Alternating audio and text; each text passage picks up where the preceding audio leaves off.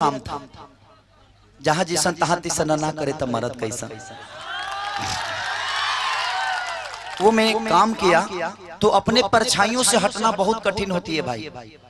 मैं बॉम्बे शहर में गया तो हर डायरेक्टर, हर प्रोड्यूसर, यहाँ तक कि रानी चटर्जी की मैं बात नहीं बोलूंगा, मेरी बड़ी अच्छी दोस्त है।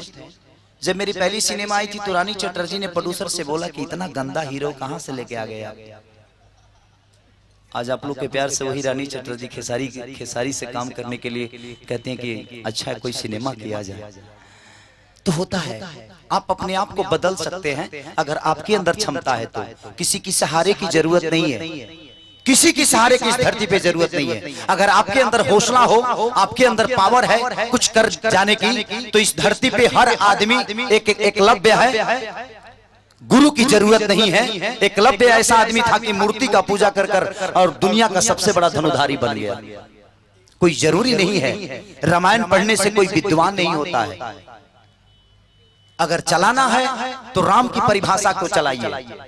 राम ने जब बन गए तो श्री राम थे वो, लेकिन जब लंका से वापस अयोध्या लौटे तो मर्यादा पुरुषोत्तम श्री राम कहलाए। उसका रीजन यही था कि उन्होंने कभी बड़े लोगों का साथ नहीं लिया।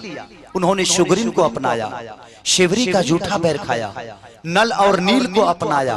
बाली बहुत बलशाली था।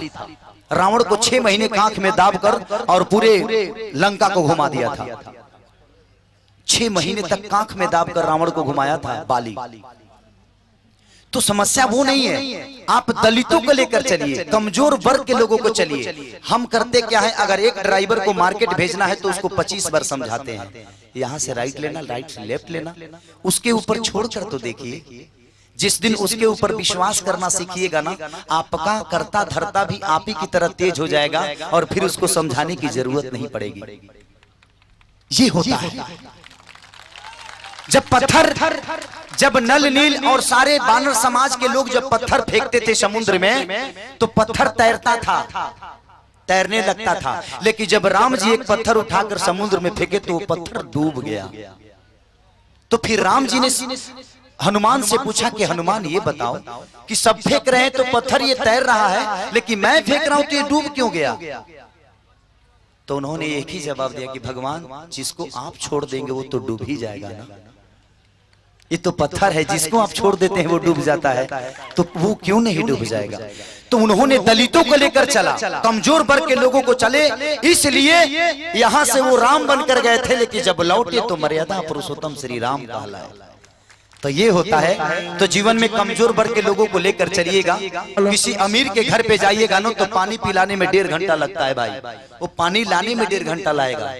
लेकिन किसी गरीब के घर पे जाइएगा तो बासी रोटी ही लेकर आएगा, भैया 2 रोटी खा लीजिए, आप बहुत भूखे होंगे। तो ये होती है गरीबी।